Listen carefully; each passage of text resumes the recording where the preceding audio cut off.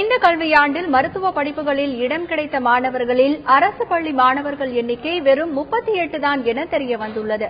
இதுகுறித்து எமது செய்தியாளர் சங்கரன் தரும் கூடுதல் தகவல்களை கேட்கலாம். MBBS மற்றும் BDS படிப்புகளுக்கான மாணவர் சேர்க்கை கலந்தாய்வு கடந்த 20ஆம் தேதி முதல் 25ஆம் தேதி வரை சென்னை ஓமந்தூரார் அரசினர் தோட்ட வளாகத்தில் நடந்தது.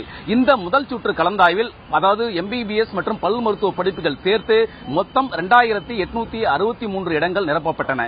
இதில் அதாவது ஒவ்வொரு கல்வி திட்ட வாரியாக எத்தனை மாணவர்கள் சேர்ந்திருக்கிறார்கள் என்ற விவரங்கள் தெரிய வந்திருக்கிறது. அதில் குறிப்பாக மாநில பாடத்திட்டத்தின் கீழ் அதாவது தமிழக அரசு பாடத்திட்டத்தின் கீழ் படித்து மருத்துவ படிப்புகளில் சேர்ந்த மாணவர்களுடைய எண்ணிக்கை 2808 என்பது தெரிய வந்திருக்கிறது.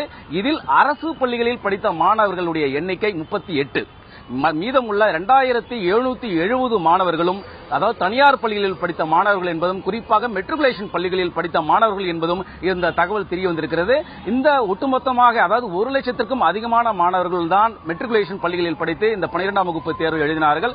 மீதமுள்ள 7 லட்சம் பேர் மாநில அரசின் பாடத்திட்டத்தின் கீழ் படித்தாலும் அந்த பள்ளிகளில் இருந்து குறிப்பாக அரசு பள்ளிகளில் இருந்து மருத்துவ படிப்பில் சேர்ந்திருக்கக்கூடிய மாணவர்கள் எண்ணிக்கை வெறும் 38 என்பது கல்வித்துறை மற்றும் அரசு தரப்பிலுடைய மிகுந்த ஒரு அதிர்ச்சியை ஏற்படுத்தியிருக்கிறது.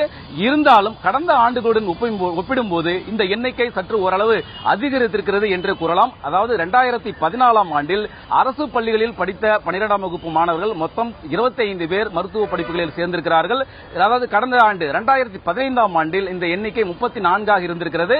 இந்த ஆண்டு கூடுதலாக ஒரு 4 மாணவர்கள் அதிகரித்து 38 மாணவர்கள் இந்த மருத்துவ படிப்புகளில் இடம் கிடைத்திருக்கிறது.